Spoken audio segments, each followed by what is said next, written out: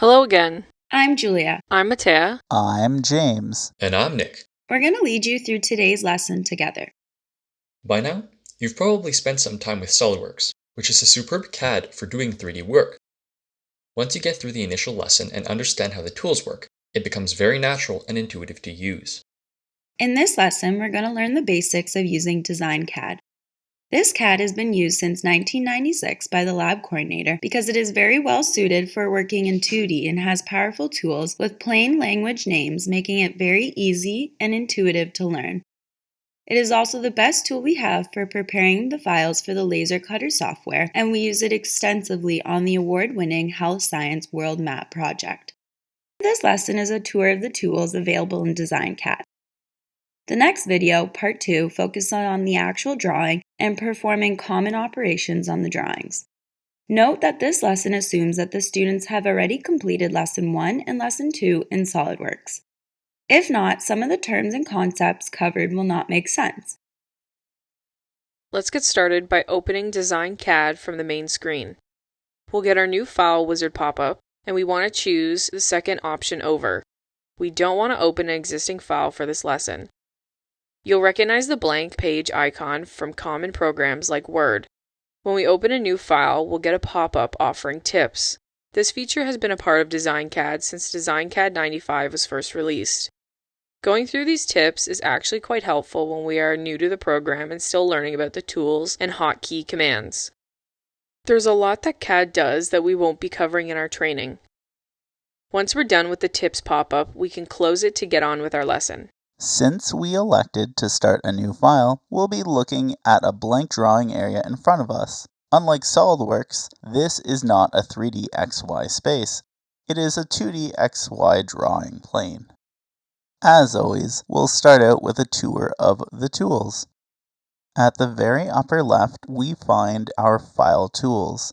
They are standard Windows icons, so they will be familiar.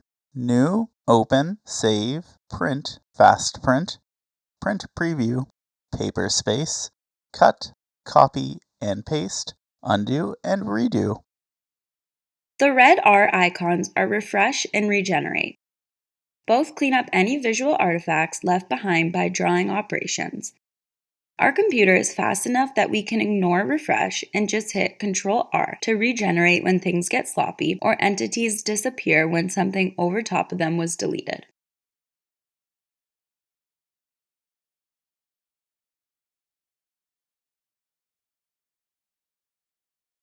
The next toolbar down tells you the X and Y values of where your cursor is relative to the origin, which is always at the lower left when we first open a new drawing window. The DX, DY, D, and A boxes become active as we are drawing a shape and will tell you how far the cursor has moved from our first point in X and Y, linear distance, and at what angle. While this can be helpful, we tend to ignore and just use the point relative hotkey command that we'll cover later on. Note that all of these toolbars can be dragged to be repositioned, like any Windows toolbar. We'll just take a moment now and shuffle them to more convenient locations.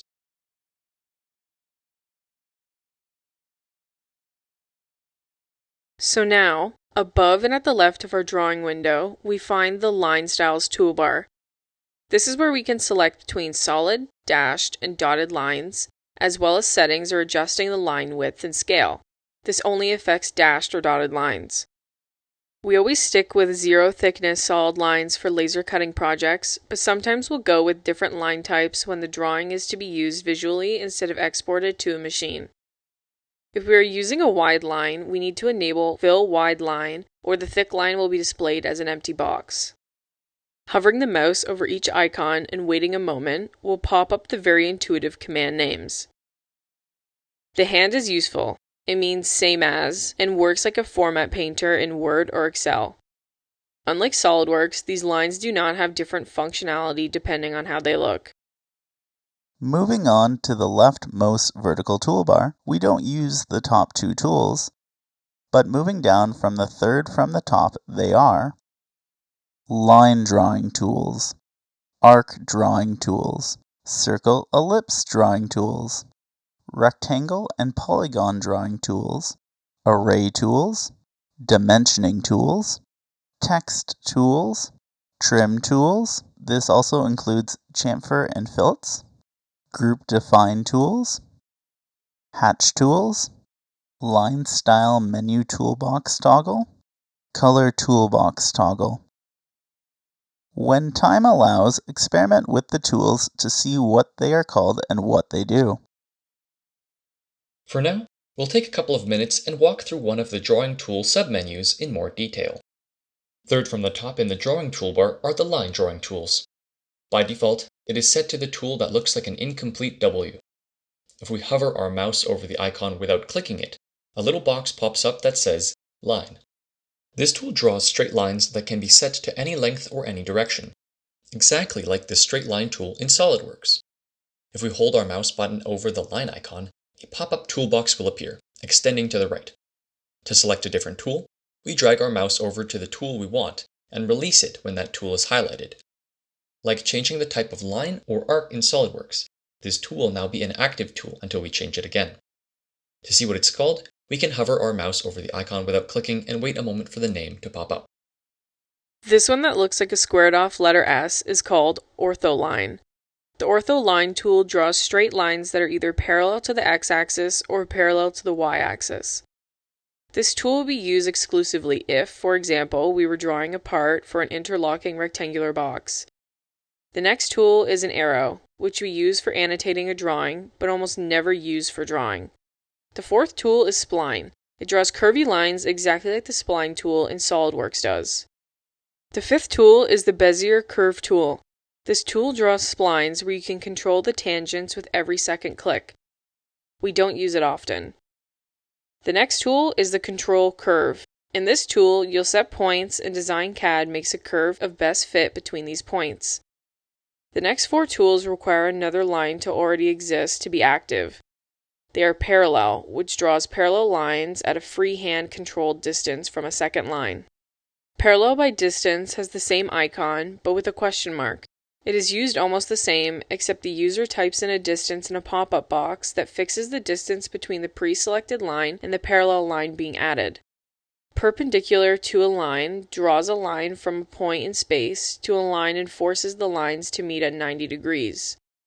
Perpendicular from a line draws a line perpendicular to an existing line that extends out a distance preset in a pop-up box. Point mark is not a tool we'll use. Tangent to a circle draws a line from a point in space and snaps it to the circle such that they meet at a tangent. Tangent from a circle starts at the circle and ends the tangent line at a distance controlled by the second mouse click. Tangent between two circles draws a line between two circles that meet both of them at a tangent, and this would be used, for example, to draw a belt running between two pulleys. The pencil icon is the sketch tool. Unlike SOLIDWORKS, Sketch doesn't refer to any 2D drawing in DesignCAD. This tool allows us to use our mouse to draw lines by hand as though using a pencil on paper. The tickmark command is rarely used. The last tool in this toolbar is a line of best fit. A series of points are set with mouse clicks, and a straight line is created to best estimate the net vector and length of a line spaced evenly through the dots. This tool becomes active without its icon becoming the icon in the main toolbar. To keep this video at a reasonable length, we won't go through the other tool submenus at this time. Suffice it to say that the tool names are quite intuitive. However, if we are ever confused about what a tool does or what mouse actions we need to take to use it, we can look it up in the glossary of the DesignCAD 97 manual that is kept in the ScienceMaker lab. Almost all of the tools in DesignCAD 2020 were in existence in 1997. Their names and functions have not changed, so the explanations in the manual are still current. Let's have a look at the vertical color menu at the upper right. If I click and hold a particular color, I'll get more shades of that color in a pop-up menu, and I can choose between those shades. Setting colors can be very useful in DesignCAD because the colors can later be used to set up layers, and layers allow you to edit certain entities without affecting others, much like features do in SOLIDWORKS. Once we selected a color, that becomes the active drawing color, and everything we draw will be drawn in that color. If we want to change the color of something we drew previously, we can select those entities, pick the new color, and then click on the A near the bottom of the color menu to apply this new color property to those entities. When we've got a very complex drawing and we're having a trouble picking a certain thing to edit without picking other stuff, different colors can come in handy. There are very powerful tools for setting up files for the laser cutter, which is the main thing that we use DesignCAD for here in the Science Makers Lab. Okay, so that covers the main tools, though we'll circle back to the vertical toolbar on the left that's closest to the drawing window. We've got drop-downs at the very top of the screen for File, Edit, View, Options, Point, Dimension, Window, and Help. File is pretty standard for Windows. Edit contains some tools we'll use a little later in the lesson. View toggles on and off tools such as the ruler, which places a ruler along the X and Y axes, giving the user a perspective on size and position.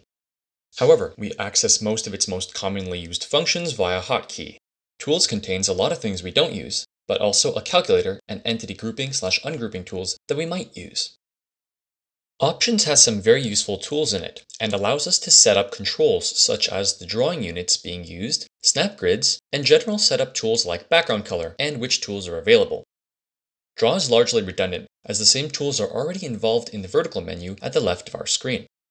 The tools in Point that we use are much more quickly accessed via hotkey. Dimension is also mostly handled in the vertical toolbar, though it is sometimes useful to have the hotkey U to measure a distance without applying a dimension to it. Note that many of the hotkey commands can be found by searching the tools in these drop-down menus. Windows is useful if you have more than one DesignCAD drawing going on at the same time.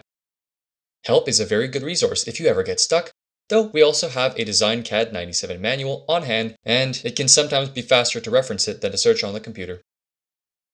Some quick history to help explain why the tool names are so intuitive. Prior to Windows 95, file names were limited to 8 characters. Thus, CADs that predated Windows 95 had command names that had to be truncated, and sometimes it wasn't possible to name commands very clearly, making them tough to commit to memory. DesignCAD 95 took full advantage of the longer file names available with this new operating system, and used command names that made sense in plain English, thus dejargoning the process of learning CAD. These file names have not changed in the 26 years since, and DesignCAD might still be the easiest CAD to learn, largely thanks to this mid-1990s user-centric design decision. Before we finish up for this lesson, we've talked about the hotkeys a few times. These are either single keys or a combination of keys that open tools without having to go pick them from a menu. These can save a lot of time when used to access the most frequently used commands, and as a computer science student, I really like them. We'll break them down into 3 categories. Control-R regenerates the entities in the window to clean up any ghost or missing view artifacts. Control-W fits and centers drawing in the window and regenerates the entities. Control-M returns drawing to previous view and zoom and regenerates the entities. Z, same as zoom to area in SOLIDWORKS, will zoom to an area you drag a box around. Control-Z, undo. Control-Y, redo. Control-A, select all. Control-C, copy. Control-X, cut. Control-V, paste. F3 reopens the last drawing tool that was used. Control-H, set handle, will determine location of the dot that moves/pivots the selection. Apostrophe key will open text box that allows you to set your next point via DX and DY dialog boxes, also known as point relative. Very useful for drawing lines to a specific dimension. Period will snap the cursor to the nearest endpoint. M will make the mouse move the selection without having to hold the mouse key. This can make it easier to snap the item that's being moved to a specific location. Well, that's it for the tool tour. That's probably a good spot to stop for now. We'll do drawing in lesson 2.1a part 2 and learn how the tools work.